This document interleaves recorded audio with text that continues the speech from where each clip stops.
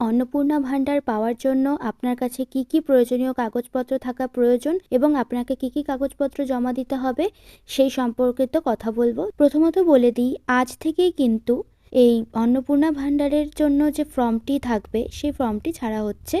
তবে প্রথমেই আপনারা কিন্তু লক্ষ্মীর ভান্ডারে যে 1500 টাকা করে পেতেন সেটাই পাবেন। আপাতত 3000 টাকা দেওয়া হবে না। 3000 টাকা পাওয়ার জন্য আপনাদেরকে প্রায় 3-4 মাস ওয়েট করতে হবে। অন্নপূর্ণা ভান্ডারটি পাওয়ার জন্য আপনাদের বয়স কিন্তু অবশ্যই 25 থেকে 60 বছরের মধ্যে হতে হবে।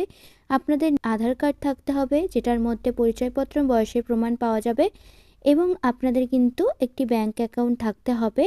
অ্যাকাউন্টের আধার এবং এনপিসিআই এর সাথে যুক্ত থাকতে হবে পাসপোর্ট সাইজ ছবি। যারা আগে লক্ষ্মীর ভান্ডার পেতেন তাদের নাম স্বয়ংক্রিয়ভাবে অন্নপূর্ণা যোজনায় স্থানান্তরিত হয়ে যাবে। জাতিগত শংসাপত্র এই সমস্ত কিছু থাকতে হবে। যদি আপনি তপশিলি জাতি হন বা উপজাতি হন, মানে এসসি বা এসটি, তার শংসাপত্র দিতে হবে এবং তারা সরাসরি 3000 টাকা করে পাবেন। যারা নতুন আবেদন করতে চান তারা অফিসিয়াল পোর্টাল বা দুয়ারে সরকার ক্যাম্পের মাধ্যমে আবেদন করতে পারবেন।